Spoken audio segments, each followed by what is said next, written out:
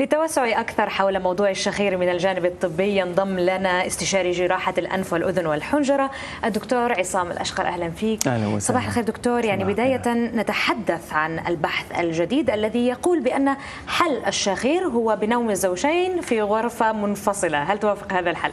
لا طبعا، هذا ما له حل، هذا حل اجتماعي وليس حل طبي أبدا، لأنه كثير من الأحيان حتى الشخير بيصيب حتى بأعمار الشباب اللي ما لهم متزوجين، اللي بيكونوا قاعدين بدورم أو مع زميل بالدراسة أو حتى أثناء البزنس تريبس.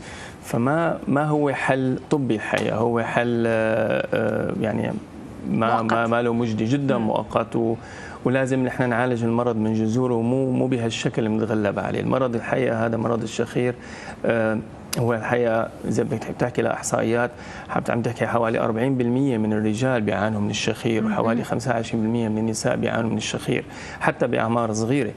فهذا المرض أنا بقول له لمريضي هذا مرض صامت، لا أنت قدران تعبر لي عنه ولا أنا قدران أشوفك أنت ونايم. لذلك نحن لازم مثل ما بيسموه يعني بدنا نبحث بخبايا هالموضوع ونحن نسأله للمريض. وكثير أحيانا بيجوا لعنا المرضى هو وزوجته، فأنا بالفحص العادي بكون جاي لشكوى أخرى يعني، فمن الفحص السريري تبعه بسأله انت بتشخر، فورا بتنط زوجته اي والله دكتور بلكي بقى يصير الموضوع، وهو بينزعج احيانا من هالموقف، بس لا بقول له معلش خلينا ناخذ الموضوع بشكل جدي اكثر، لانه شخيرك بده يعبر عن شيء ثاني هلا بنحكي عنه، وهذا الشيء الثاني لازم نحن نبحث عنه بشكل دقيق لنحميك من مخاطر في المستقبل.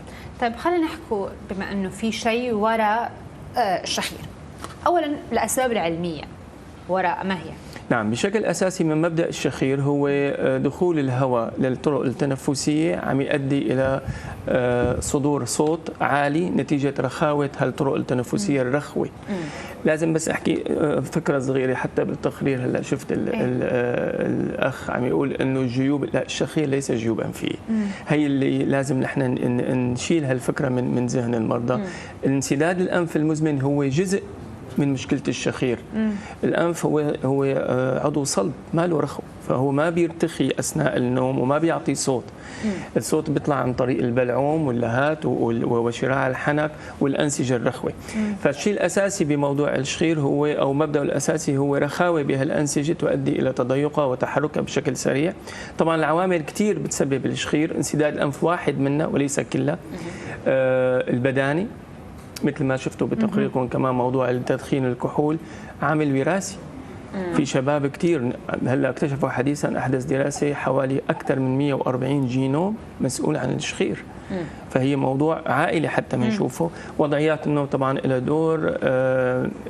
في ناس كثير بتقول لك انه والله عم يشغل انه بيتعب، لا الشخير ما هو شيء طبيعي. صحيح، عادة هاي المعلومه منتشره بسبب التعب.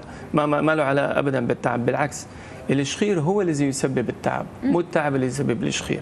المريض اللي بيشخر كثير بالليل فهو نهاره صعب، فلذلك احنا بنسال عن شيء اسمه الدي تايم سليبنس، بيؤدي الى نعاس نهاري. السبب الحقيقه الشخير معظم اللي بيشخروا بيؤدوا الى توقف او انقطاع النفس اثناء النوم، وهي الجزئيه اللي احنا بتهمنا كثير. نحن بنصنف المرضى سيمبل سنور، شخير بسيط ما له اي مشاكل، اوكي هذا موضوع اجتماعي بنحل له بطرق بسيطه. الأسوأ من هيك هو انقطاع النفس أثناء النوم. انقطاع النفس أثناء النوم يعني البرين الدماغ عم يصحى بالوقت اللي لازم ينام فيه، وهو مرحلة النوم العميق. فنحن بنعمل له اختبار دقيق بالمشفى عنا، أو إذا ما قدرنا ببيته بنقيس كم مرة خلال ساعة بيقطع النفس أكثر من 10 ثواني. وهذا اللي بيؤدي لمشاكل كثير كبيرة. ممكن تمشي مشاكل بسواقة السيارة، ينعس، بيؤدي لحوادث اثناء عمله، خاصة اذا كان عمله شوي كريتيكال، طيار او سائق باص، او حتى بعمل بمهن شوي دقيقه يؤدي الى نعاس، بيؤدي الى يعني اساءه بالاداء تبعه بالعمل. الذاكره القريبه مثل ما حكينا من شوي بتؤدي الى مشاكل في عنده، يؤدي الى اكتئاب، حتى بيؤدي على نشاطه يعني الاجتماعي، وحتى الحقيقه بنشاطه مع عائلته والمود تبعه، كثير الى مشاكل خطيره، غير المشاكل الطبيه مثل مثلا مشاكل تاثر على تضيق شرايين القلب، جلطات الدماغيه، موضوع ارتفاع بسكر الدم. كثير مهم هذا الموضوع وكثير خطير، ولازم دائما نحن نكتشفه. بنلاحظ دائما الاحصائيات عم تزيد من نسب انه حدوثه، لانه عم نزيد من قدرتنا على اكتشافه الحقيقه، من زمان ما كان كثير نسال عنه. يعني دكتور، تحدثت عن الشخير العادي والشخير الذي ينتج بناء على وقف التنفس المؤقت. صح. ما الحل في كلا الحالتين؟ نعم، اول خطوه انه نحن نعمل للمريض اختبار النوم. هذا اول خطوه لنشخص حتى نميز، حتى نقدر نميز انه شو الدرجه تبعه. ولانه حتى انقطاع النفس اثناء النوم الحقيقه عندنا تصنيف خفيف ومتوسط وشديد. يعني تخيلي في مرضى احيانا بيوقف النفس اكثر من 60 مره بالساعه، يعني كل دقيقه هو بيقطع نفسه. هو مو شاعر بهالشيء، هو بيشعر اثناء النهار انه هو تعبان شوي، مرهق، ميال لانه ينام. اذا بلش يقرا اول صفحه بتلاقي بينام، بحط تي في لسه ما يبلش اول 10 دقائق بتلاقي بينام. هي اسئله احنا بنساله عليها باي ذا واي. فلما بنشخص هذا الموضوع حتى بيبين معنا باختبار النوم اللي متوفر حتى عندنا بالمشفى عندنا قديش بتنزل الاكسجين بالدم. ممكن تنزل حتى 80 او 85%، وهذا شيء ما له طبيعي. اللي تحكي عليه الان هل هو توقف التنفس انقطاع النفس اثناء النوم. نعم، انقطاع النفس اثناء النوم اللي هو مرض كثير مهم وكثير مؤذي وسهل حله اذا مشينا بالطريق الصحيح. من زمان، من اكثر من تقريبا يعني 15 20 سنه كان الحل يجي المريض على العياده عم يشخر انفه في عنده انحراف فتره، بيعملوا له العمليه، اكتشفوا انه ما عم يتحسن. هذا في شيء ثاني، في مالتي فاكتورز. دائما بقول للمريض لا تفكر انه شخيرك شغله بسيطه، الشخير هو مرض مالتي فاكتورز ريزن، لذلك لازم كثير نشتغل بشكل علمي عليه الحقيقه. وحتى عندنا نحن بالمستشفى مثل عندنا تيم بالنسبه للاي ان تي، في عندنا الطبيب الصدريه، طبيب الاعصاب، طبيب البداني له دور بالموضوع، طبيب القلبي له دور بالموضوع. لاحظي انه احيانا في مرضى عندهم ارتفاع ضغط شرياني ما بيزبط الضغط تبعهم، طبيب القلبي بيحول المريض اللي في مجال نشوف شو وضع نومه، لانه اضطراب النوم بيخلي انه ضغطه ما يزبط.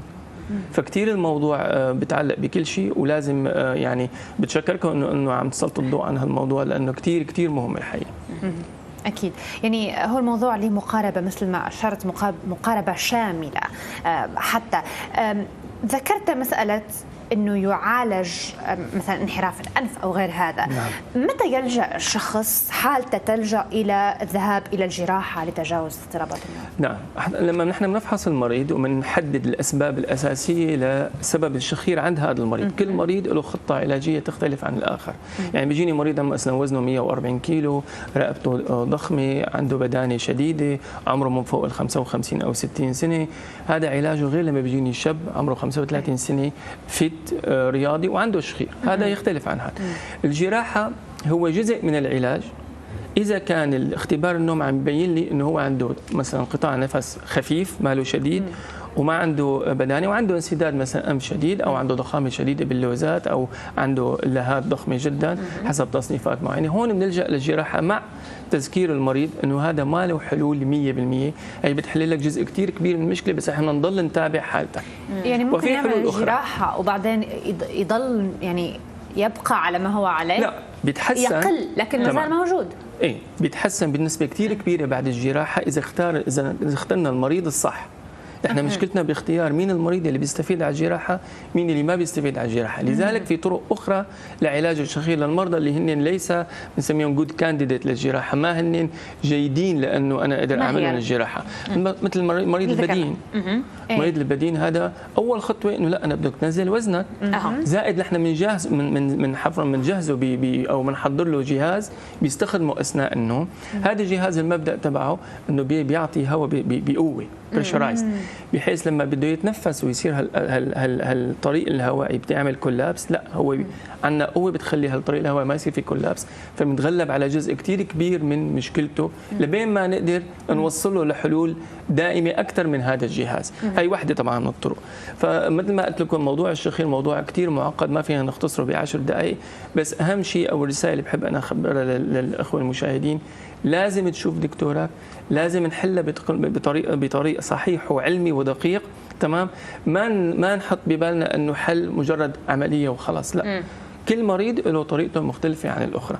وطبعا مو الحلول يناموا منفصلين أو يحطوا يعني سدادة الأذان، لأنه باي ذا واي سدادة الأذان ما بتخبي غير أكثر من 30 ديسبل.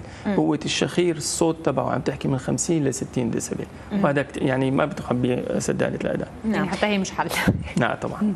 يعني في الختام نشكرك على تواجدك معنا، استشاري جراحة الأنف والأذن والحنجرة دكتور عصام الأشقر، شكرا جزيلا لك. أهلا وسهلا بكم.